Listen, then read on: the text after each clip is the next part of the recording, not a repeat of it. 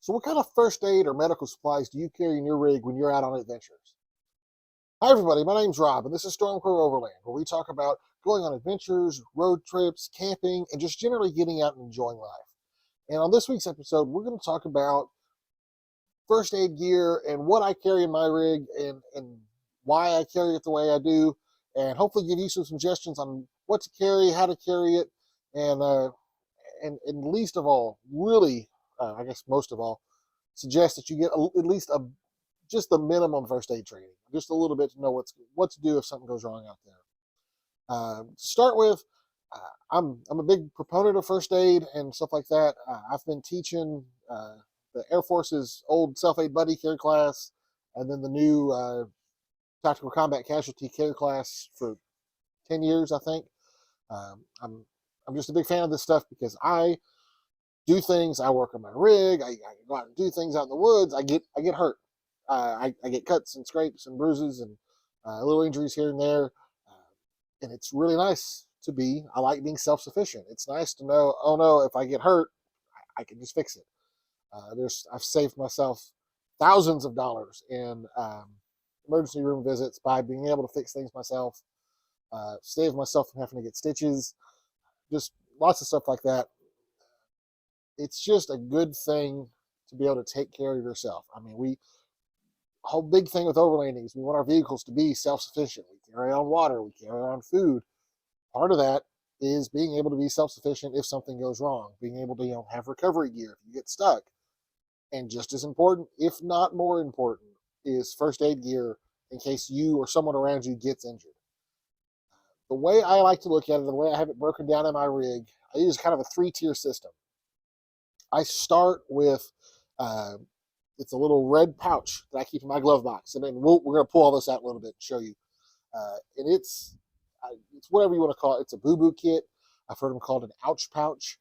It's a little pouch basically that just has Band-Aids in it. It's a real simple, oh, I nicked my finger, oh, my kid scraped their knee. Just simple, easy stuff. Um, Moving up from there, in the back of the rig, I have a pretty comprehensive, what you would think of first aid kit. We'll break it all down a little bit, but it's got everything from Band-Aids to gauze to tape to some medicine in it. It's got a splint. It has Steri-strips that you can use, like if you've got a pretty bad cut that might need stitches, you can use the Steri-strips to kind of hold it together. Just stuff like that. Now, both of these are not emergency use like trauma kits, like I need something right now. The ouch pouch lives in the glove box just for convenience. If something happens, it's easy to grab out. Just for, like I said, a little cut or something. The big kit lives in the back in the door system, and it's to treat things that need to be treated but aren't emergencies. Just you might have an upset stomach and you need some some diarrhea medicine or something. It's all in there. What the most important part of my kit, and it's the last tier that we'll talk about, it's kind of a trauma pouch. It's left over from being in the military. It's stuff that I'm used to having around in case something really bad goes wrong. And it lives on a pouch that's Velcroed to the back of my passenger headrest, so that if I'm driving, it's real easy to reach over and grab it and just rip it off the Velcro and take it with me out of the car. It's strictly life-saving stuff. It is for life-threatening bleeding, not being able to breathe, stuff like that. It is trauma care.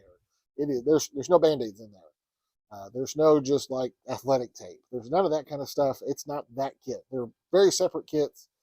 The one there does have a little Red Cross symbol on it. It's a bright red pouch, so that if we're out like at camp and set up, I can and something catastrophic happens, I can point at my wife or my kid and be like, go to the car, grab the red pouch off the headrest. It's very distinctive. Not going to miss it. There's no mistaking it for what it is. If I had to tell someone to get the kit out of the back, it'd be a little more, it's not as distinctive, but it's not something I'm going to need in a hurry.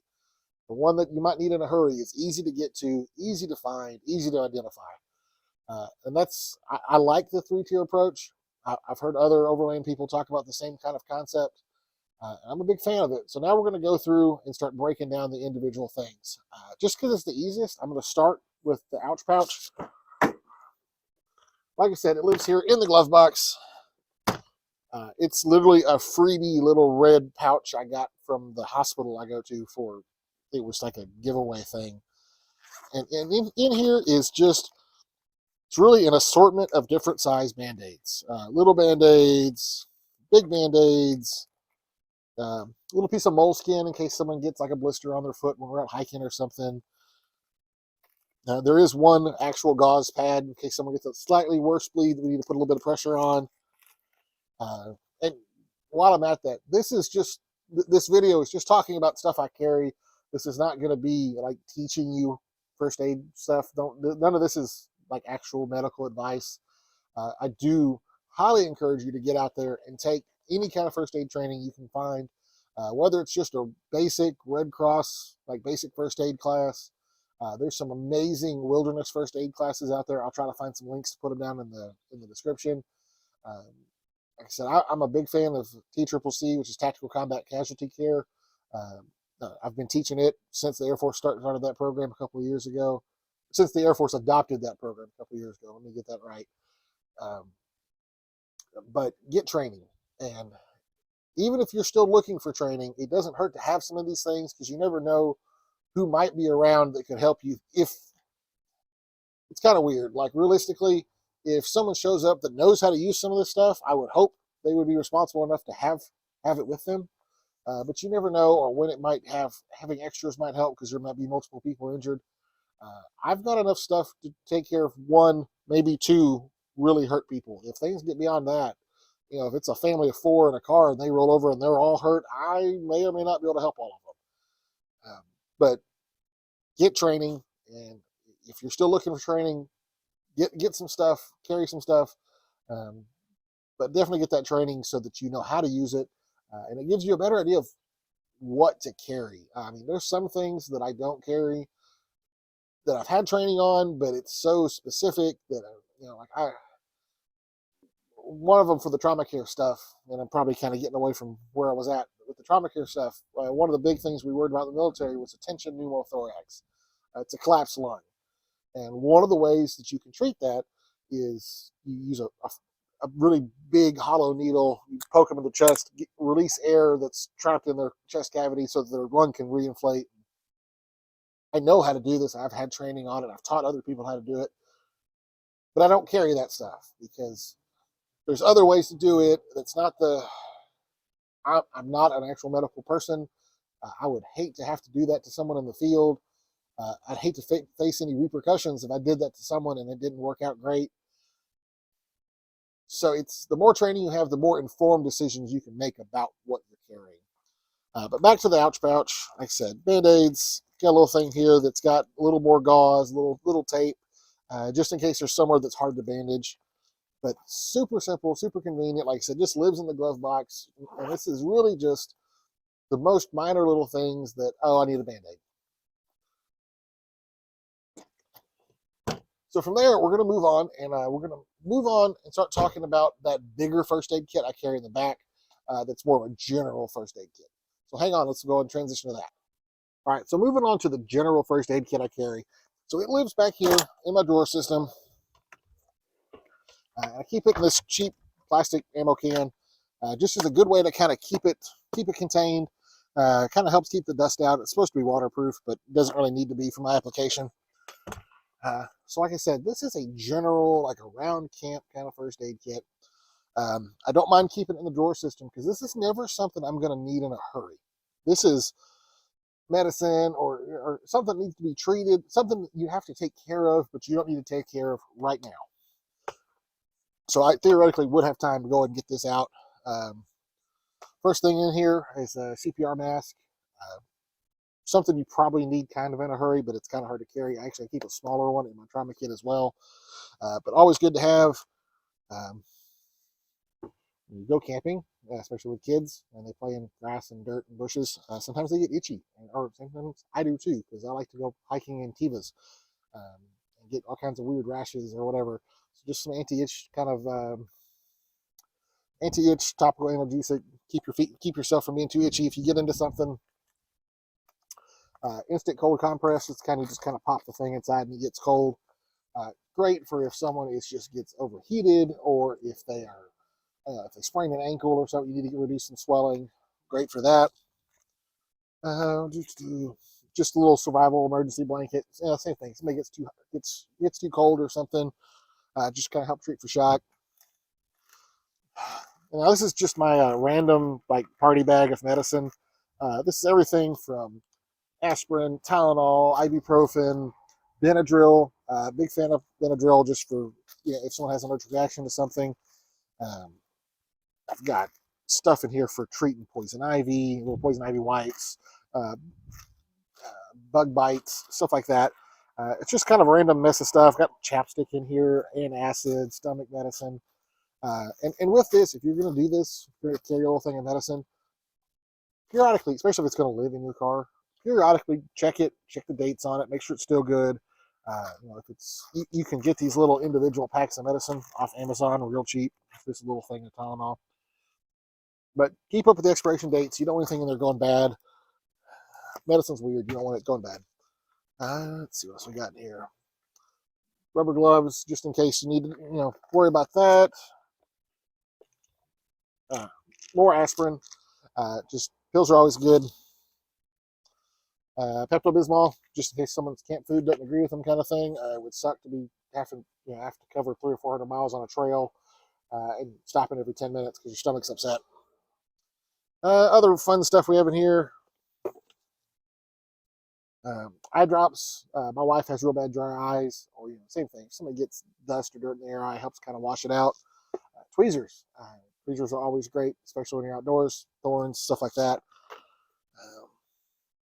This is probably a little silly and really doesn't need to be in here, but glow sticks. They're great just to help provide light. You don't have to worry about everybody shining headlamps around if somebody gets hurt in the dark. And these are fun. Something I learned when I first moved to Oklahoma. I would keep these in my tornado shelter because kids love them. And you've got a kid that gets hurt, especially if they get hurt at night. Give them a glow stick to play with. Kind of helps distract them and provides light so you can see what you're doing. Let's see. We got tape, assortment of gauze pads, some more band-aids. Nothing groundbreaking here. Normal first aid stuff. A couple of ace bandages, mainly in case someone does sprain an ankle or something. You need to wrap it up, kind of keep them going. We were hiking last month out in the Wichita Mountains with some friends, and one of the guys rolled his ankle real bad. And we were 2.5 miles into the trail, and we were starting to wonder if I was going to have to carry him out because he was having a really hard time walking after he rolled his ankle. Luckily, he took him a little bit to remember, but eventually he remembered he had a little rolling. He had some of this in his backpack, so we were able to take it out, wrap his ankle up, kind of help stabilize it, and he was able to walk on out without much of a problem. So I forget the actual name of this. This is the stuff they use when you have to give blood and they wrap it up. It's Curlex or Kerflex, something like that. Keep it in here. It's kind of the same thing. If you need to improvise a bandage, like if you somewhere weird, like if someone's got they're hurt on their arm or something, somewhere you can't really get a bandage and you don't want to put a crap ton of athletic tape or duct tape or something like that. This is great to kind of help hold the dressing on there. More gauze. Gauze is always good because you can pretty much improvise with that. And then some of the final things I carry in here. This is called a SAM splint. And what it is, it's a sheet of aluminum, fairly thin aluminum, covered in foam. And it's really nice because it's pretty much infinitely moldable. And you can make pretty much any kind of splint. If someone hurts their wrist, you can sit there and shape this however you need to. Kind of help support the wrist. And then you can use the ace wraps, bandages, the gauze, tape, whatever you have to kind of help support it. But you can use this to make a splint for basically any appendage that's necessary. Creativity is your limit here. Bend it however you need. You can open it all the way up and do all the way around someone's foot, their ankle, whatever. Just an amazing thing. They're not super expensive. They work great. They basically don't go bad. It's aluminum with some foam on it. So just great to carry. And then finally, another one of those things that almost seems silly, but I carry a couple of popsicle sticks. I guess technically these are technically tongue depressors. Don't carry them for that. I'm not checking people's tonsils out in the field. This is more if someone breaks a toe or a finger or something. It's a great way to use this and a little bit of tape. You can split a finger. You can you can tape it to the other finger. Just kind of help save. Same thing with toes. Kind of help stabilize it just in case someone does. It would suck to break a finger on the first day of a week-long trip and have to turn around, as opposed to maybe you can kind of bandage it up and get by. And these are great for that. So next, we're going to move on to the actual trauma kit. That's, to me, the most important thing. If I could only carry one of these three things, it would be the trauma kit. But if you have any questions about what I'm carrying or why I'm carrying in any of the kits, including this general first aid kind of around camp kit, feel free to leave them in the comments. All right, so finally, we're going to talk about the last part of my kit, but this is probably the most important. We're kind of saving the best for last. Kind of already mentioned it. If I could only carry one piece of all this, it would be this. This is nothing but life-saving. Got to do something right now, quick, fast, and in a hurry. This is what this is. Like I said, this is no band-aids. This is no scraped knees. This is, someone's bleeding to death, someone can't breathe, that kind of thing. Like I said, red pouch, easy to get to, lives on the passenger headrest. It's real easy for me to reach over, grab it, and just rip it off. Like I said, Velcro, so easy to rip off. It's not as easy for the passenger to reach back, but they still can get it. Anybody in the back seat can reach up and grab it real quick. And it's easy to identify, bright red, Red Cross patch on there. Easy to tell someone, hey, go grab the red pouch off the headrest and bring it to me. On the outside, I do have keep a pair of gloves here, some rubber gloves. It would suck to go and try to help someone that's bleeding a lot, and then having to be worried about what is this, what diseases does this person have, what might be in their bloodstream, stuff like that. If it's my family, if it's my wife that's hurt, I'm not going to stop and worry about gloves. I'm just going to kind of dive in. But if I like roll up on a car wreck somewhere and it's complete strangers, I might take a couple of seconds to throw some gloves on just to protect myself. Also on the outside of the pouch, do have some trauma shears. These are great, cutting gauze, cutting bandages, but they're mainly here for cutting seatbelts and or cutting clothes away to access a wound to actually do treatment on stuff. If you ever tried to cut jeans with a pocket knife, it doesn't work good, and there's a real good chance you're going to cut the person. So these are great. They're cheap. They work great. So in the pouch, I'm going to kind of open it up. Talk about what I have in here, and kind of what I need to add to it too. There's some things I need to get. Start with what's probably one of the most important things in here, tourniquet. Tourniquets got a bad rap years ago. These days they are proven life-saving medical items. They've saved countless lives in Iraq and Afghanistan, overseas. Pretty much almost anyone in the deployed combat environments carrying one of these. More and more cops are carrying these. They work great. Any kind of massive bleeding from any limb, arms, legs, slap a tourniquet on there, kind of kink that garden hose shut so blood stops getting out. That's great. Realistically, if someone hits a major artery, you're talking unconscious in probably a minute and dead in 3, if that. Could be even quicker. When I do training with the military guys, I always kind of tell them, if you're dealing with someone that's got massive bleeding and you need to use a tourniquet, you've got the rest of their life to get it on them. Rest of their life to get it on them. Like I said, not really going over how to use all this stuff, but this is something I would definitely recommend looking into. It is really easy. But yeah, tourniquet's great.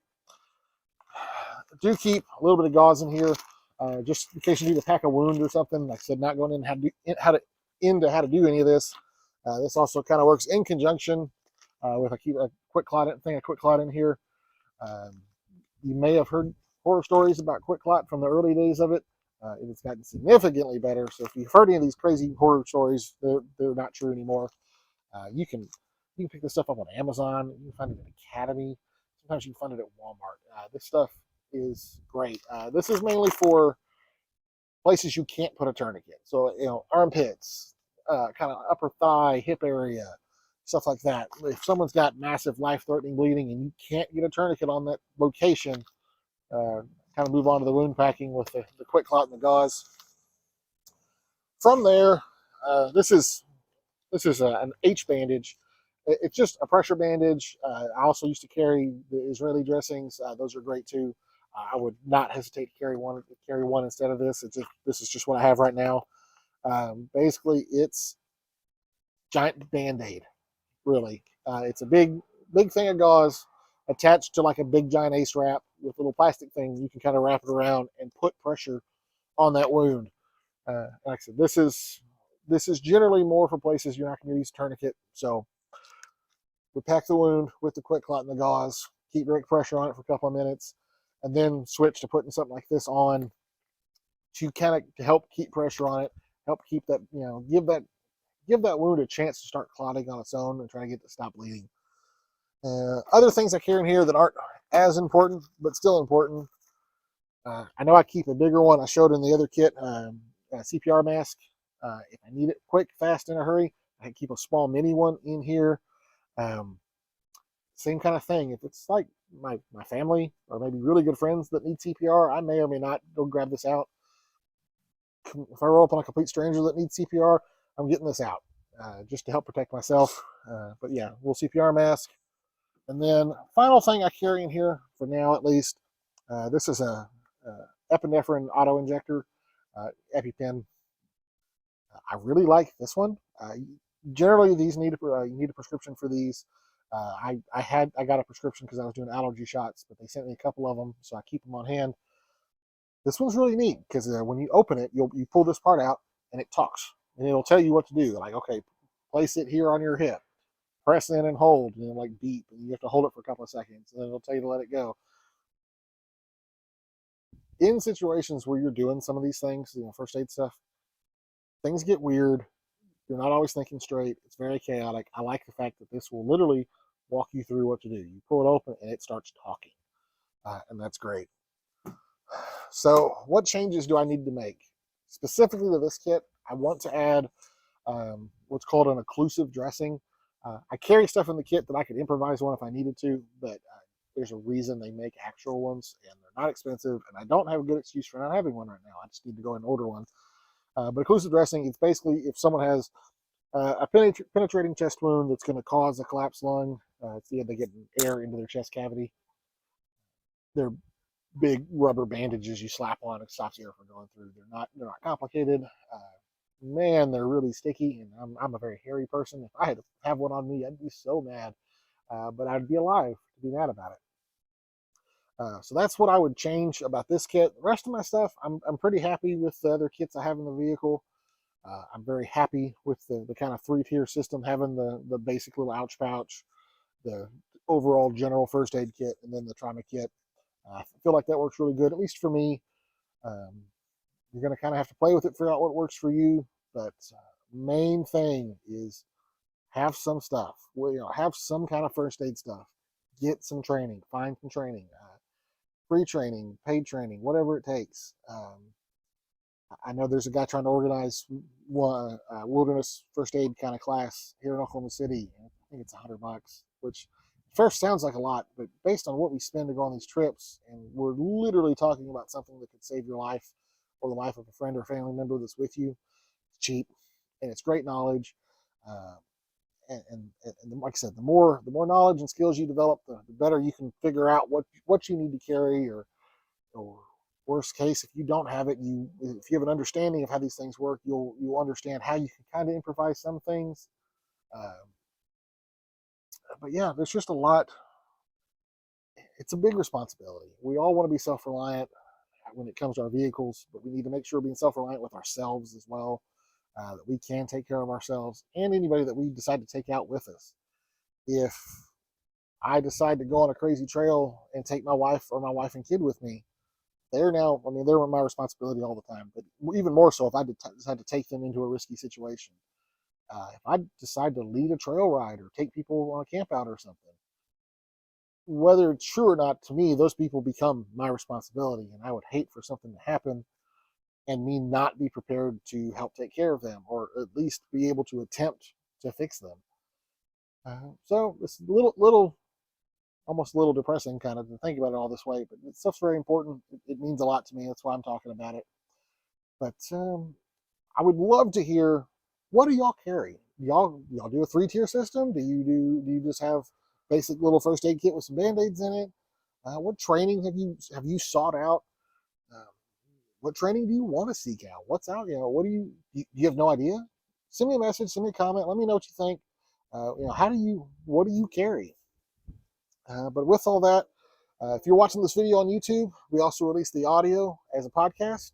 If you're listening to the podcast, we also put the video on YouTube. You can find us on podcast, YouTube, Instagram, all that. Just look for Stormcrow Overland. Really would appreciate a like, comment, follow, subscribe if you like what you're seeing here. I like hearing from all y'all, and it kind of keeps me motivated to keep going and doing this. And like I said, leave me a comment. Let me know what y'all carry. Or is there something different that I'm not carrying that maybe I should? Is there something I forgot or I'm just not thinking all the way through? Is there some change I need to make?